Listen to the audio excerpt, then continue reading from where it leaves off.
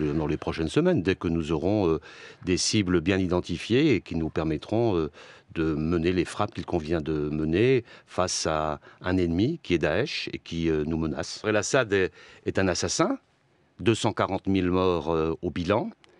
Il a été à l'origine du gouffre dans lequel aujourd'hui s'effondre toute une région. Nous le condamnons violemment. Mais nous avons manifestement...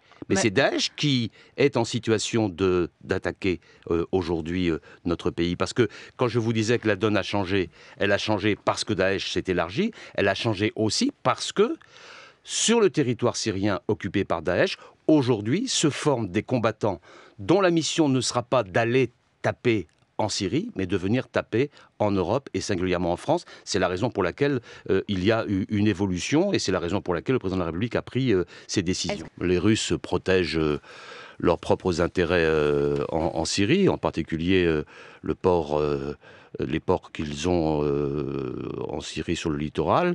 Ils renforcent leurs effectifs. Qu'est-ce que ça veut dire ? Est-ce que ça veut dire qu'ils se protègent contre une éventuelle perte de chute de Bachar ? Moi, ce serait une question qu'il faudrait leur poser. En tout cas, ce qui l'importe, c'est que la Russie fasse partie de la solution, mais la solution ne passe pas par Bachar.